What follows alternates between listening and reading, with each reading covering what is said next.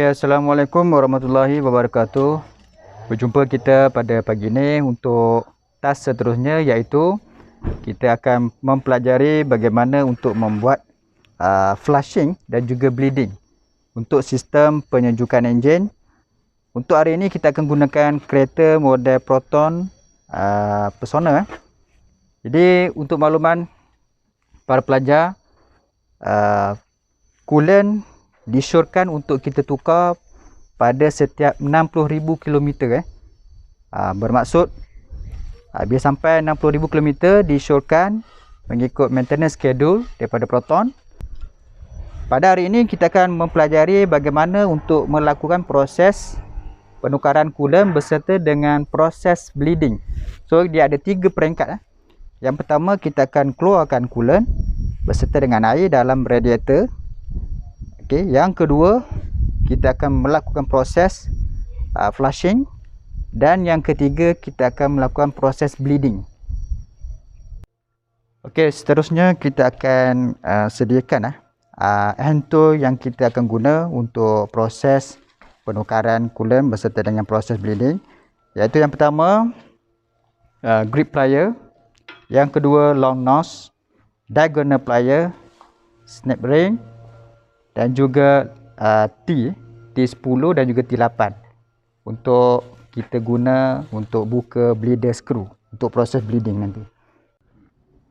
Seterusnya keperluan yang perlu kita sediakan ialah iaitu 2 botol coolant, satu ni 1 liter, dan juga kita sebab proses bleeding dan juga flushing ni kita buat pada kilometer 120,000. So seeloknya kita tukarkan terus dia punya termostat sebab termostat ni kalau ikutkan 120,000 ni mungkin dia punya ni dalam keadaan kurang baik lah. Untuk uji termostat ni sama ada dia masa elok ataupun kita nak lihat operasi dia, kita akan sediakan next video Sebelum kita melakukan proses yang pertama, iaitu kita nak keluarkan coolant beserta dengan air di dalam radiator ini, pastikan enjin kita berada dalam keadaan yang sejuk lah. Jadi proses yang pertama yang perlu kita buka adalah yang ni. Yang ni nama dia radiator pressure cap. So pastikan kita ni sudah sejuk. Jangan waktu awak buka dalam keadaan enjin panas bahaya. So buka, gunakan kain untuk elakkan daripada dia terpercik.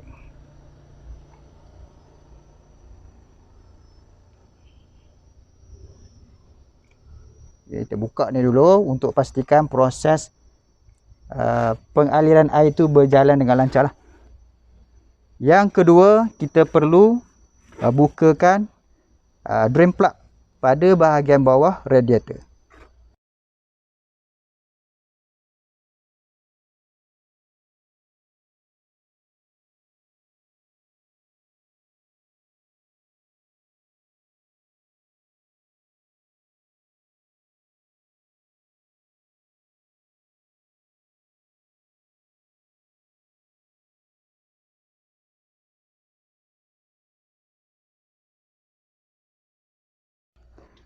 Sementara kita tunggu air kering daripada radiator ni, kita buka dulu air ducting ni dengan menggunakan T10 dan juga T8 dan juga kita buka klip yang ada pada ni.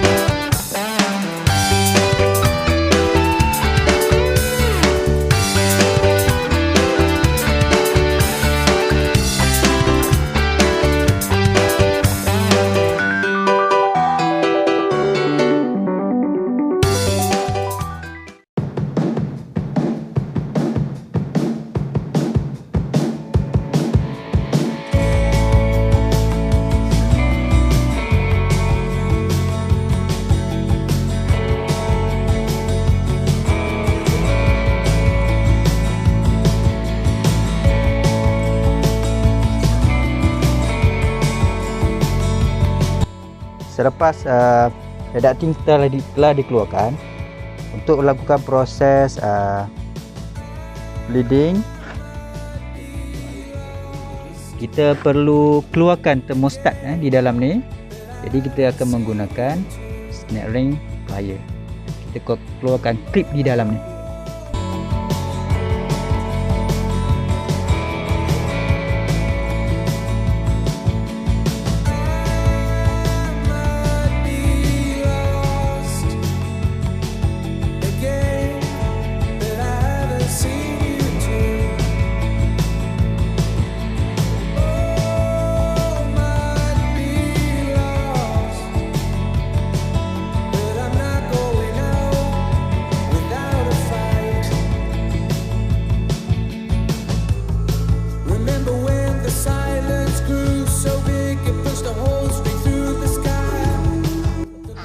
Okey, untuk proses seterusnya, proses yang kedua iaitu kita akan melaksanakan proses flushing.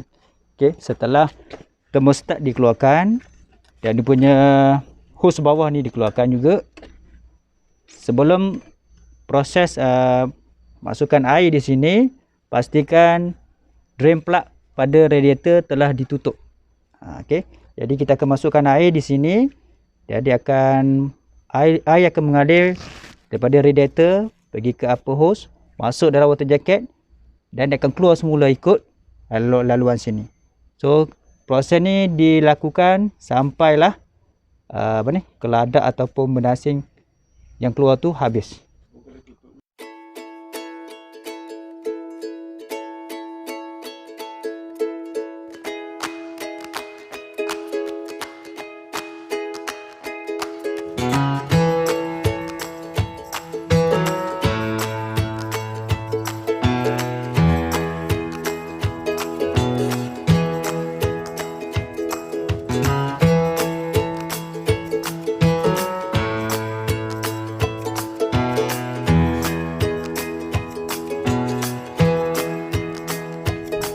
Okey, sementara menunggu air dalam radiator ni kering sepenuhnya, bolehlah kita continue dengan kita sambungkan dia punya lower hose.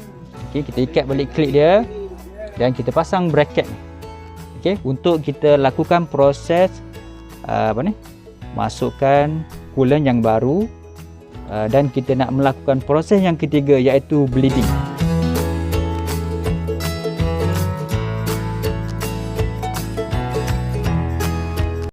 Okey, pastikan termostat yang baru yang kita nak pasang ni, pastikan dia masuk betul-betul dan dia punya snap ring telah masuk pada slot dia yang betul.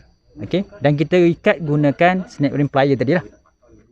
Okey, setelah termostat dipasang, kita ketatkan semula dia punya lower hose clip ni. Okey, dan kita ketatkan semula drain plug pada bahagian bawah radiator ni.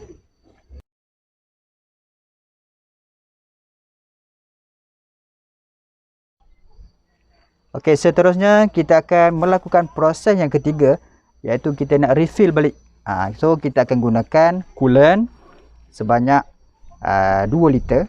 Okey, dan pastikan drain plug telah ditutup rapat, hose telah dikunci kemas. Okey, termostat pun dah pasang. So sampailah proses untuk kita masukkan coolant yang baru.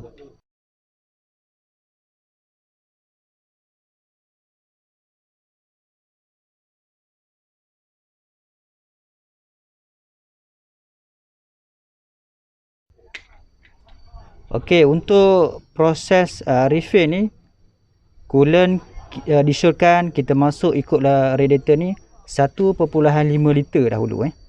Jadi 500 ml, yang selebihnya kita akan tuang dekat reservoir tank. Okey, dalam masa yang sama kita kena longgarkan ataupun keluarkan bleeder screw dengan menggunakan T8.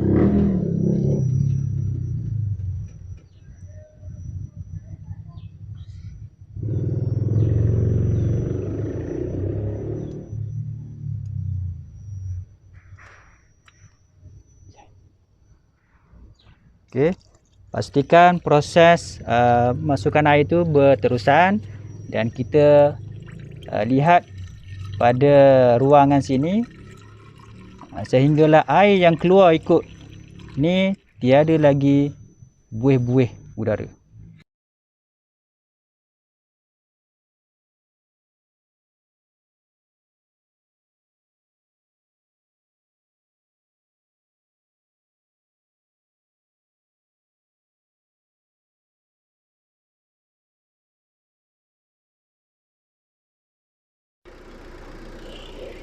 Okey.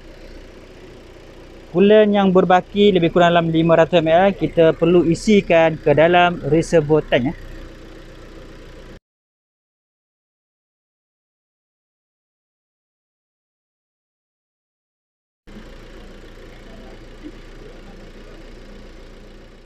Sekarang kita akan buat pengujian kepada radiator fan. Untuk makluman awak, ada 3 cara untuk kita buat ujian sama ada radiator fan tu berfungsi dengan baik ataupun sebaliknya.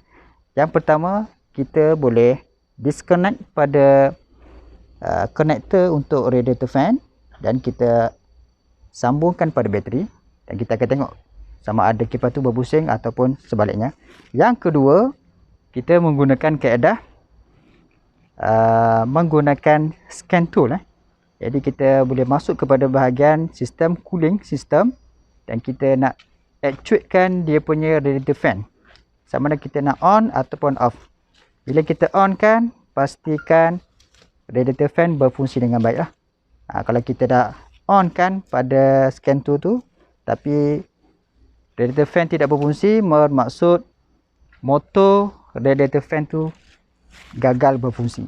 Okey, dan yang ketiga, keadaan yang ketiga, kita boleh bypass. Okey, dengan kita membuka fuse box di sini. Okey, dan kita cari radiator fan relay. Okey. Radiator fan relay yang ni. So lokasi dia pada ni ialah di sini. Okey, so kita cabutlah. Okey. Okey, setelah radiator fan relay dikeluarkan daripada soket dia, so kita akan bypass untuk dua ni, iaitu 87 dan juga 30. Okey, apa tujuan ni? Tujuan dia adalah kita nak functionkan dia punya radiator fan relay. Kalau ikut yang perjalanan yang normal, okey, relay ni dia hanya ataupun dia akan connect setelah suhu kendalian enjin dah sampai. Baru dia akan function. Tapi sekarang ni kita nak bypasskan dia supaya kita nak lihat sama ada radiator fan tu berfungsi ataupun sebaliknya. So pastikan kita sambungkan dengan contohnya wire. Okay, kita bypasskan pada nombor 30 dan juga 87. Proses seterusnya, pastikan switch di on kan lah. Okay.